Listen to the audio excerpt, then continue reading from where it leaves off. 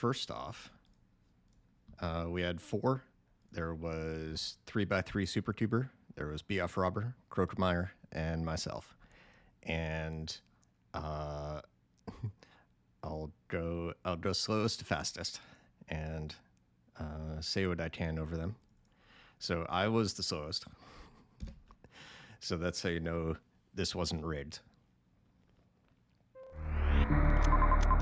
So at the start, just going through the menus as you'd expect, turning on Moonfall in my case, which I think was true for everyone. I think BF Robber didn't turn on Moonfall at first, but then did in this final one. But yeah, so I started off going right, which leads me into Spore Spawn Super's room.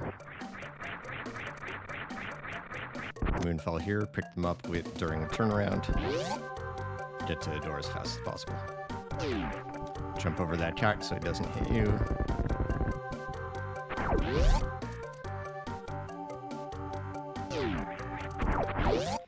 You can just barely spin jump through that block. Turn around on the ground here. Turn around for the ice beam. Spin jump so that you can turn around immediately instead of having to do the full turn animation.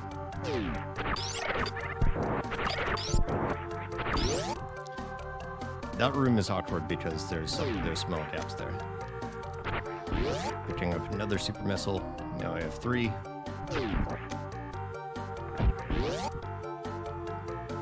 Spacer is required. Did the spin jump there? Now that I see it, I'm not sure it's optimal because you have to fall down to the ground. And then we get to BT. So unfortunately, because of the time that BT takes to wake up, Krona should say that, yeah, the criteria was the lowest in-game time. So that's what this is being measured on. So, yeah, that BT fight takes a while. So, unfortunately, takes a long time to be able to move on from that room once you get it. And then elevators are costly as well because in-game time is running the entire time you're on that elevator trip, apart from the actual door transition itself. Turning off ice because it makes most rooms faster, so you don't have to fire 2 shots on weak enemies.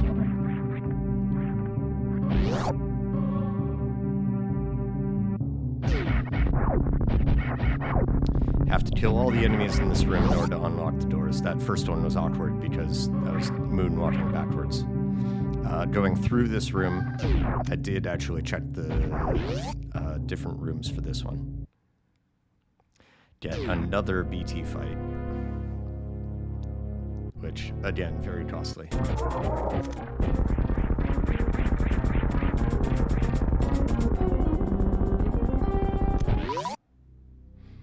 Get back to full ammo after that, though. Moonfall into this door transition so that you can get through the tube room more quickly.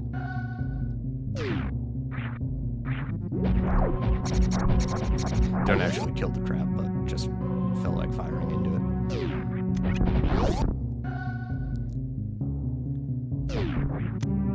Picking up wave beam required to exit the room.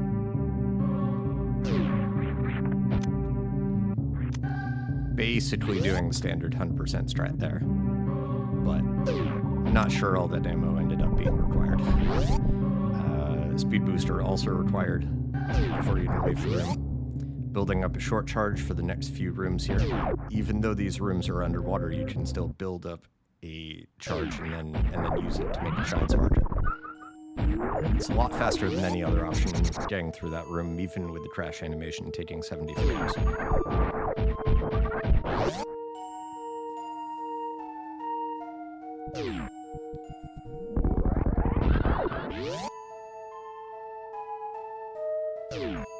Building up another shine spark. Might have been faster to get through that room in another way, but it is what it is. Picking up high jump boots.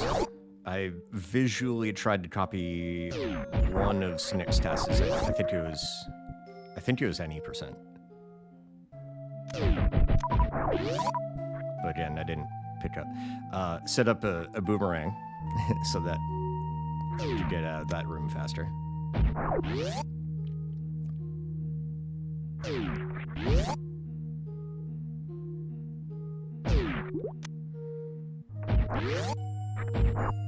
Space jump required to pick up the item before you can leave. This room was awkward because I didn't have enough run speed to drop straight down, but setting up another boomerang here. Get through the Mama Turtle room. Trying to carry the boomerang speed into Main Street here.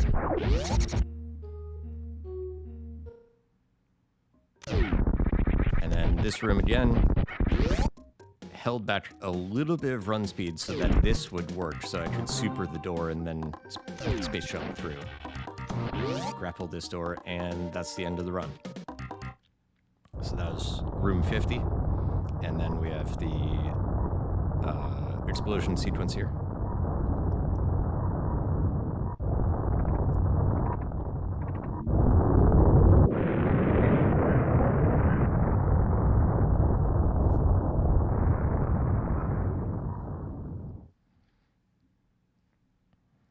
On each of these runs, using subtitles, I put up the final time in frames, which we measured to the frame, because the game, even the arcade hack only gives you down to the second.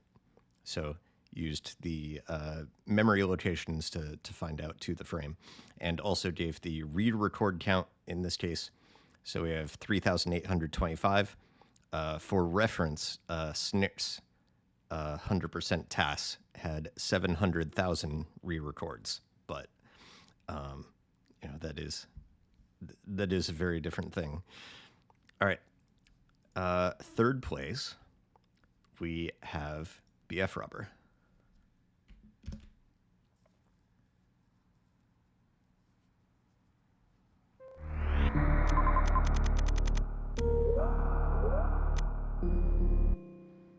So he does turn on Moonfall. He didn't in the short clip they posted of the menuing. He goes left, which takes him to Lower Mushrooms, or Mushroom Kingdom. Moonfall's into the door transition.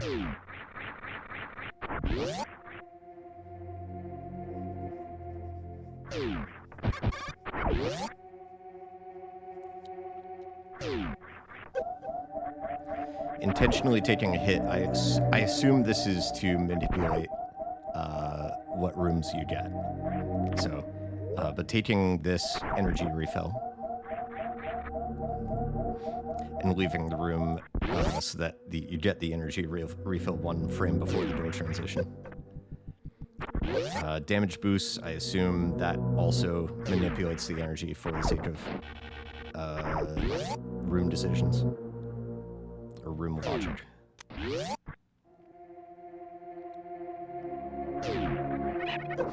Nice CWJ followed by a damage boost.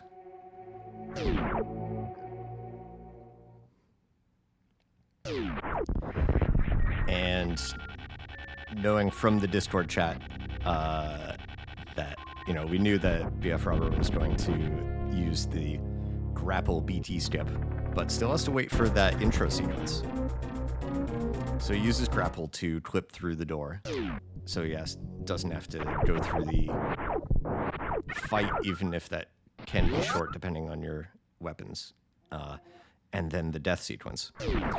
But yeah, gets through those couple of rooms afterwards.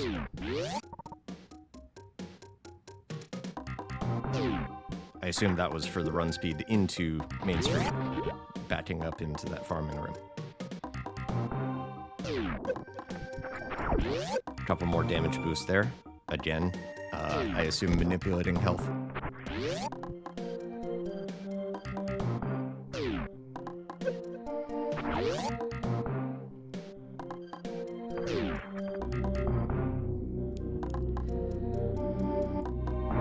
Now, one thing I have noticed over the years with the arcade tournament a few years back and things like that is that with the same speed but different execution, it'll often still give you a similar set of rooms so that you might be able to reconverge later.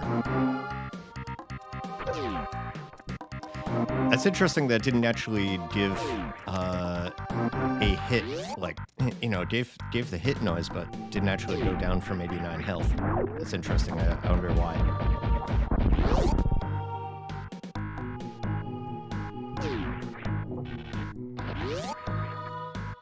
Another CWJ. Moonwalking back as the door opened.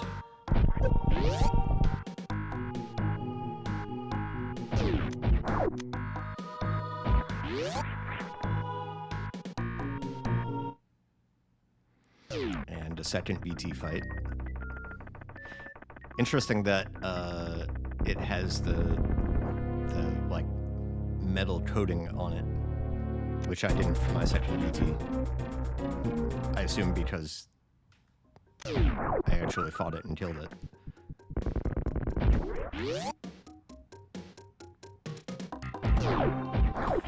Seems to me like doing a speedball into that room would have been better, but I could be wrong. Maybe there was a reason why you decided not to. I love that grapple fly. Oh, and this the boomeranging the item and then like boomeranging back to the door. I really enjoy that.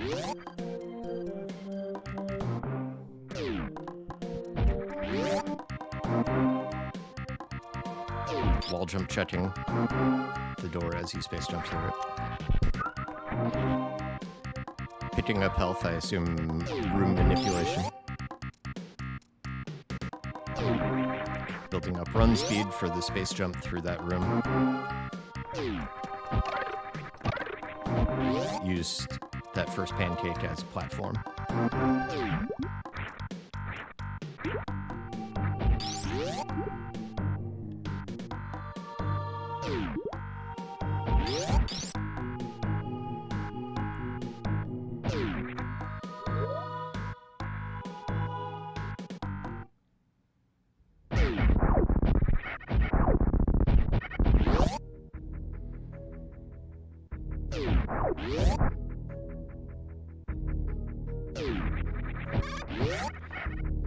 That's interesting. Doing the angle turn cancels into the door as it was fading.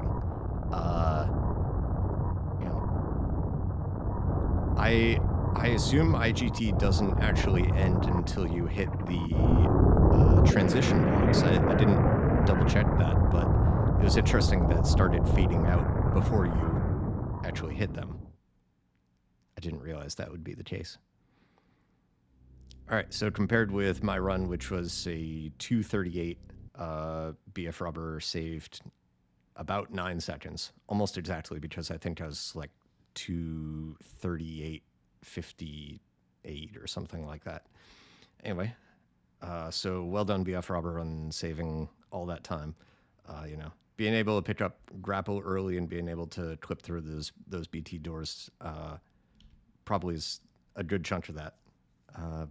But nice job on that. All right, second place, we have 3x3 Supercuber.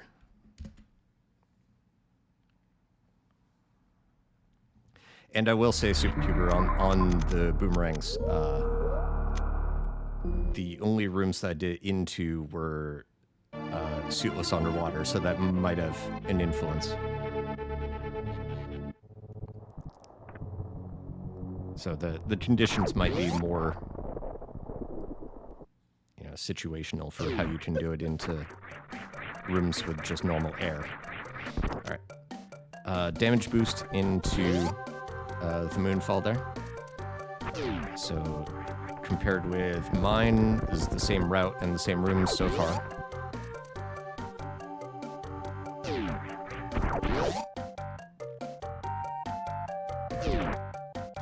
Skipping that super because it's not required.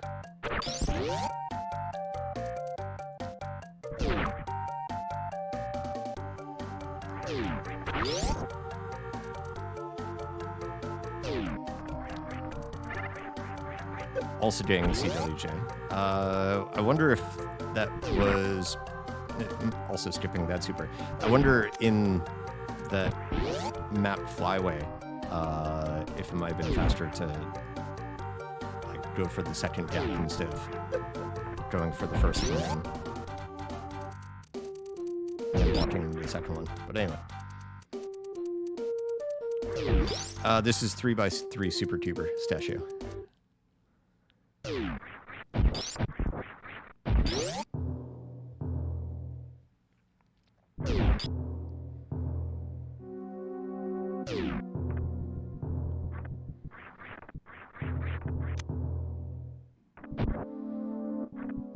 And then going up the elevator, I assume that's room choice. I assume to the right was BT, which I think was the case for mine. So instead you get this pre-tube room.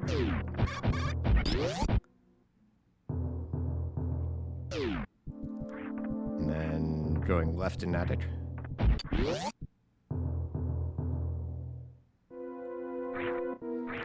Also going right to left through the grab tube. Damage boosting off the streets. Also a slightly different high jump collection method.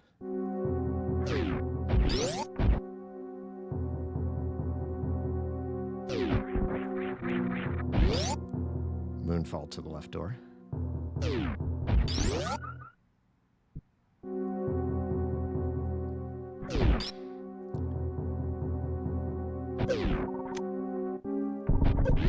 Gang speed booster. One thing I noticed is that basically staying under 100 health here. That was an interesting method, using the spin jumps to deal with like moving left through the cooldown. I didn't think of that. Barely jumping through the door. Landing on those enemies in the boost gate.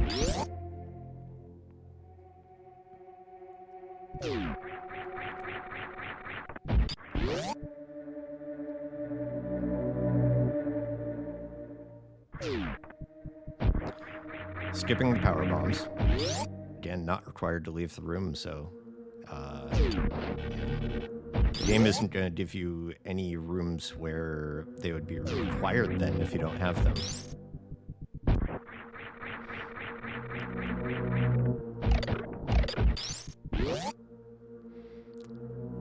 And nice job freezing those. And then that speed gets you through most of that room fairly quickly.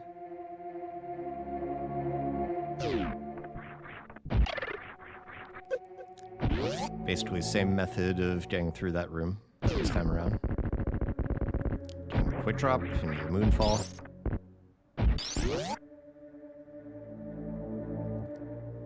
Looked like a little bit of a stutter to manipulate speed there. Could be wrong. Also skipping that super pack. Coming left out of this room. And then choosing to wall jump all the way to the top so you can get a left door. I assume also room choice manipulation.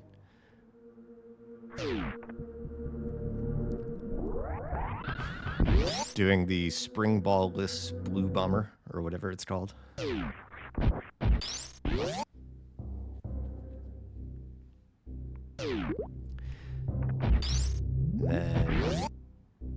moonwalk in order to get speed through there, and then falling through that room, and that's 50. Snitch, I'm not entirely sure. It could be potentially something that's unique to the arcade hack. Maybe it messes up the scroll conditions or something like that.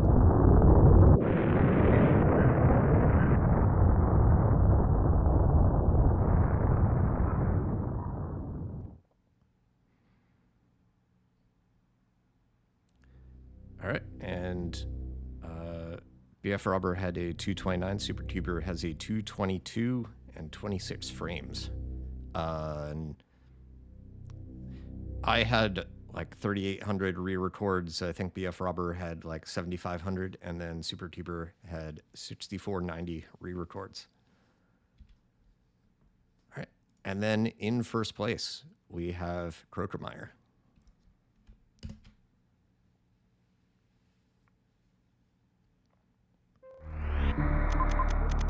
Did worry me slightly with changing the seed number a little bit at a time. But we get there in the end to D68E, as is proper for the task at hand.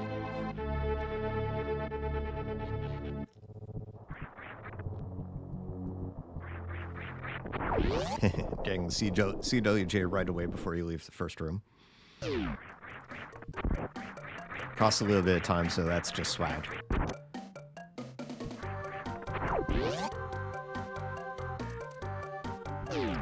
Technically, that first super patch isn't required to leave the room, so I wonder if anything would have changed if you hadn't picked that up. But anyway, Krokemeyer turned into a bunch of rooms that he wanted to leave the next room through the same door, which I don't think any of the rest of us did.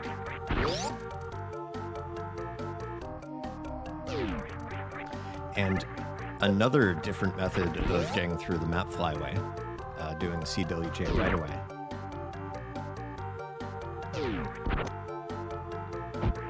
And also skipping additional super packs.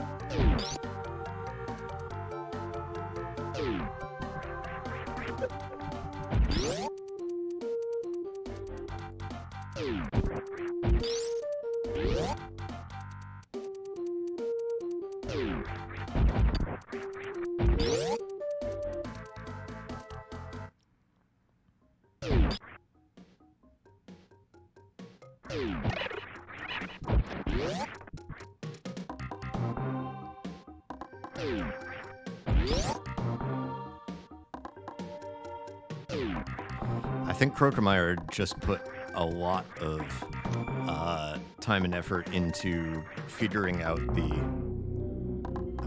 room path, which might be where a lot of the time save came. Waiting till 99 health, I assume, room manipulation. As that might be as well. Going through the left door when you came from the left door in the crab tube.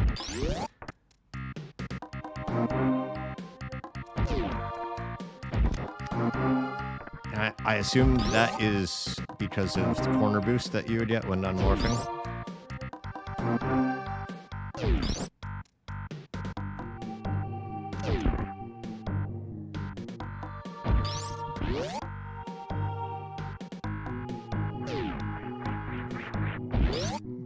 Jumping over the E-tank again, I'm assuming room manipulation, since in terms of in-game time, it would be faster to just run through the tank.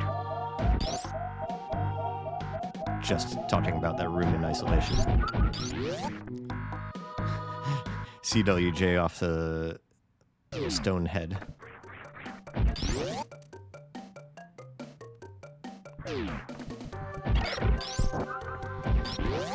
Health pickup. Again, probably room manipulation.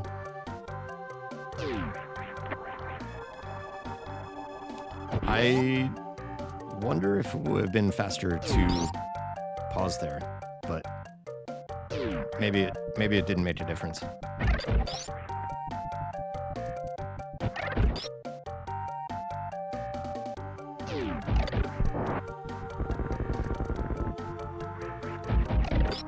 I think the only one to get that room left to right.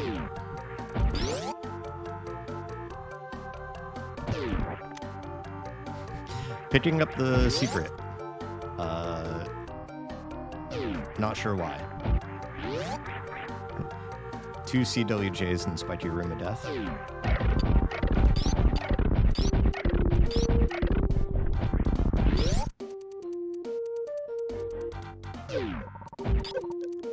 Picking up another secret, but I assume that one was just because he had to wait around to manipulate health anyway. Picking up another super pack. I assume just that you have one in your inventory. Unmorphing to hit the transition sooner. Down batting to get that through soon. Oh yeah, there's that super usage on that crab.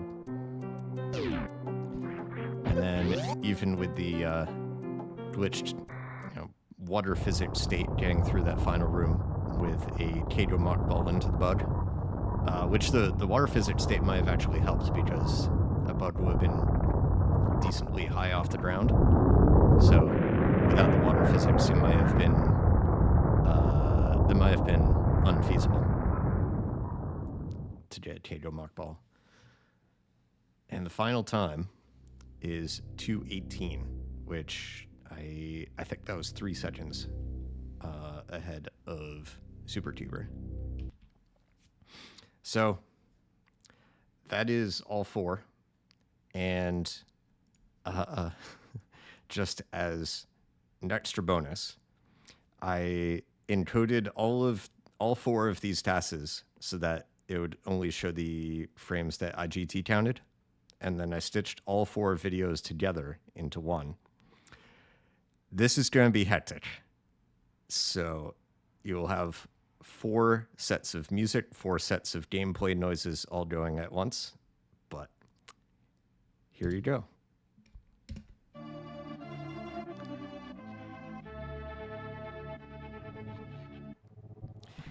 Cool thing is that you can actually see the different rain directions. Both top tassers had the rain going left, both bottom tassers had the rain going right, which is fun.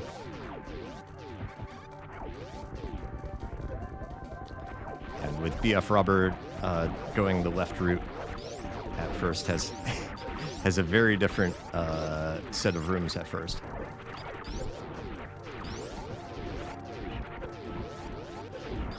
The music mixing together is just, it's cacophony.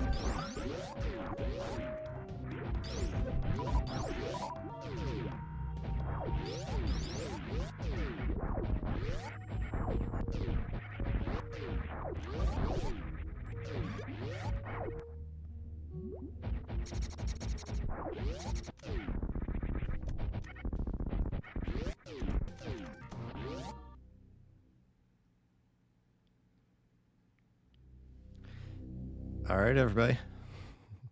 What I love about this encode is that you can see then how close, especially Super Tuber and Krokemeyer are going into those like last 5 to 10 rooms, and then I think the real difference is that Super Tuber got Everest, and that just took too much time on its own that made up the difference and allowed Krokemeyer to pull ahead by a little over 3 seconds. So So yeah, thank you everyone who participated. Think we'll leave it there and send over to someone else to raid. All right. Thanks everybody. Thanks for watching.